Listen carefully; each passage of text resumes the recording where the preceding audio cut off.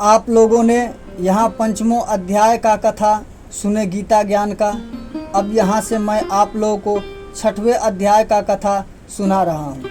श्री भगवान कृष्ण बोले, जो पुरुष कर्म फल का आश्रय न लेकर करने योग्य कर्म करता है वह सन्यासी तथा योगी है, और केवल अग्नि का त्याग करने वाला सन्यासी नहीं है, तथा केवल क्रियाओं का त्याग करने वाला भी सन्यासी नहीं है। हे अर्जुन, जिसको सन्यास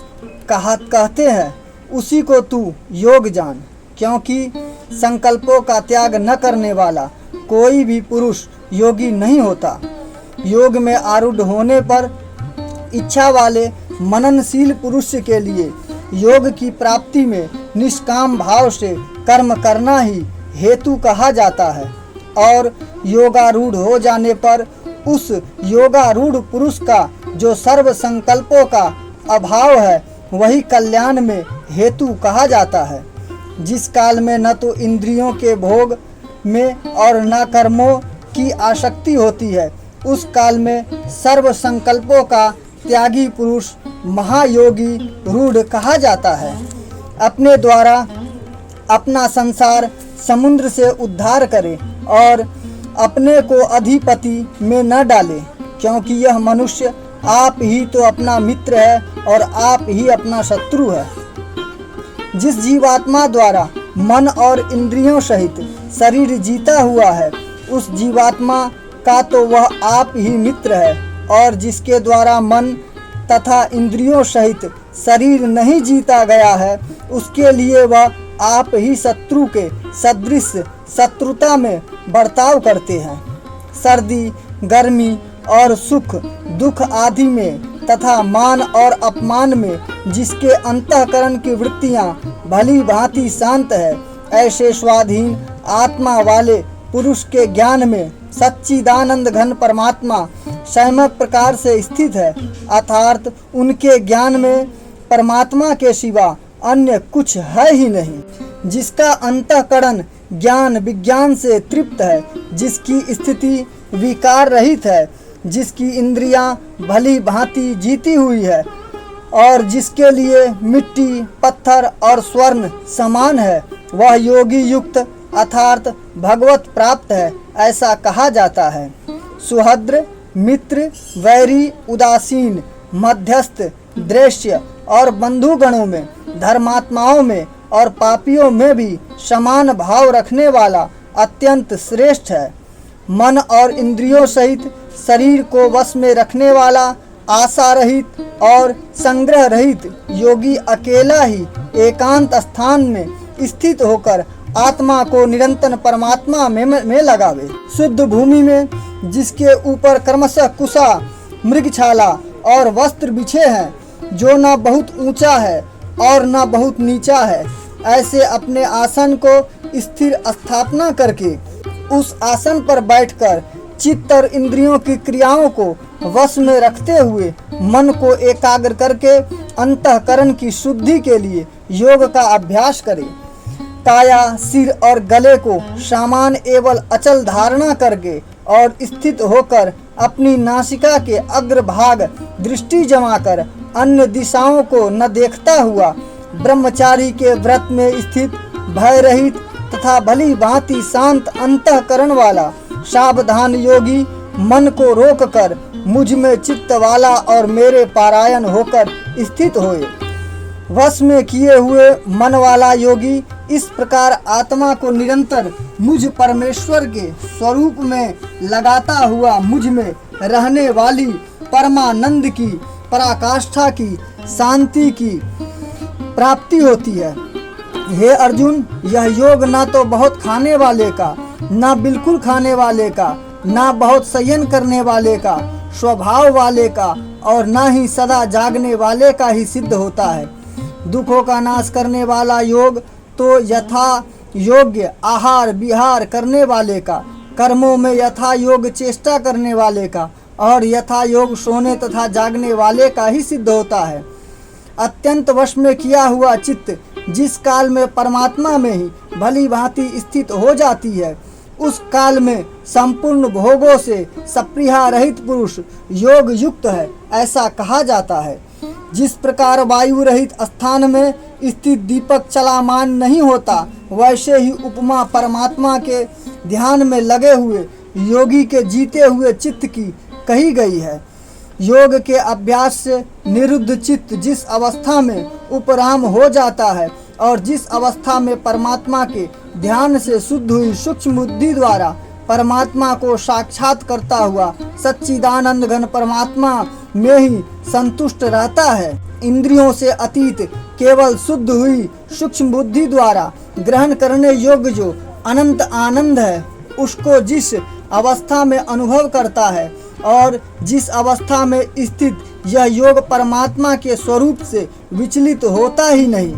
परमात्मा की प्राप्ति रूप जिस लाभ को प्राप्त होकर उससे अधिक दूसरा कुछ भी लाभ नहीं मानता और परमात्मा प्राप्ति रूप जिस अवस्था में स्थित योगी बड़े भारी दुख से भी चलायमान नहीं होता, जो दुख रूप संसार के संयोग से रहित है तथा जिसका नाम योग है, जिस उसको जानना चाहिए। वह योग न उकताए हुए अर्थात धैर्य और उत्साह युक्त चित्त से निश्चय पूर्वक करना कर्तव्य है। संकल्प से उत्पन्न होने वाली संपूर्ण कामनाओं को निसंशय रूप से त्याग कर और मन के द्वारा इंद्रियों के समुदाय को सभी ओर से भली भांति रोक कर क्रम क्रम से अभ्यास करता हुआ उपरति को प्राप्त होता है।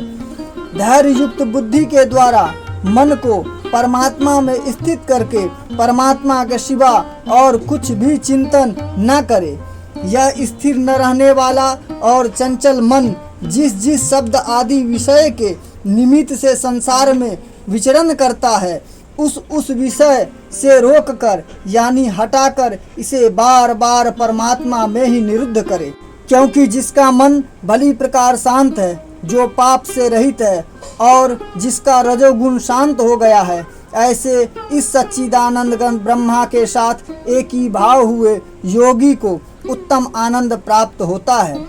वह पाप रहित योगी इस प्रकार निरंतर आत्मा को परमात्मा में लगाता हुआ सुख पूर्वक पर ब्रह्मा परमात्मा की प्राप्ति रूप अनंत आनंद का अनुभव करता है। सर्वव्यापी अनंत चैतन्य में एक ही भाव से स्थिति रूप योग से युक्त आत्मा वाला तथा सब में समभाव से देखने वाला योगी आत्मा को संपूर्ण भूतों में स्थित और संपूर्ण भूतों को आत्मा में कल्पित देखता है। जो पुरुष संपूर्ण भूतों में सबके आत्म रूप मुझ वासुदेव को ही व्यापक देखता है और संपूर्ण भूतों को मुझ वासुदेव के अंतर्गत देखता है, उसके लिए मैं अदृश्य नहीं होता और वह मेरे लिए अदृश्य नहीं होता। जो पुरुष एक ही भाव में स्थित होकर संपूर्ण भूतों में आत्म रूप से स्थित मुझ सच्चिदानंद घन वासुदेव को भजता है, वह योगी सब प्रकार से बरतता हुआ भी मुझ में ही बरतता है। हे अर्जुन, जो योगी अपनी भांति संपूर्ण भूतों में सम देखता है और सुख अथवा दुख में भी सम देखता है, वह योगी परम श्रेष्ठ माना गया है। अर्जुन बोले, हे मधुसूदन, जो यह योग आपने स्वभाव से कहा है, मन के चंचल होने से मैं इसकी नित्य स्थिति को नहीं देखता हूँ, क्योंकि हे कृष्ण, यह मन बड़ा चंचल है, प्रमथन स्वभाव वाला, बड़ा दृढ़ और बलवान है, इसलिए उसका वश में करना मैं वायु रोकने की भांति अत्यंत दुष्कर मानता हूँ। श्री भगवान बोले, हे महाबाहो, निसंदेह मन चंचल और कठिनता से वश में होने वाला है, परंतु हे कुंती पुत्र अर्जुन, यह अभ्यास और वैराग्य से वश में होता है। जिसका मन वश में किया हुआ नहीं है, ऐसे पुरुष द्वारा योग दुष्प्राय है और वश में किए हुए मन वाले प्रयत्नशील पुरुष द्वारा साधन से उसका प्राप्त होना सहज है, यह मेरा मत है।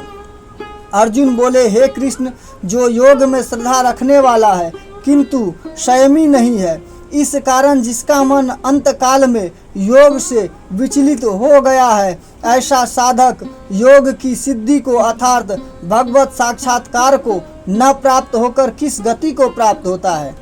हे महाबाहो, क्या वह भगवत प्राप्ति के मार्ग में मोहित और आस रहित पुरुष छिन्न भिन्न बादल की भांति दोनों ओर से भ्रष्ट होकर नष्ट तो नहीं हो जाते। हे कृष्ण, मेरे इस संशय को संपूर्ण रूप से छेदन करने के लिए आप ही योग्य है, क्योंकि आपके सिवा दूसरा इस संशय का छेदन करने वाला मिलना संभव नहीं है।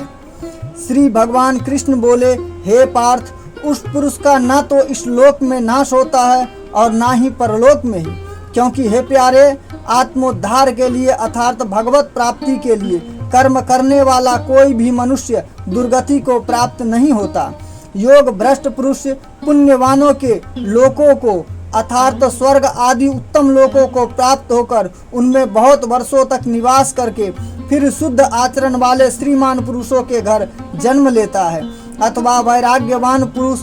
उन लोकों में जाकर ज्ञानवान योगियों के ही कुल में जन्म लेता है। परंतु इस प्रकार का जो यह जन्म है सो संसार में निसंदेह अत्यंत दुर्लभ है।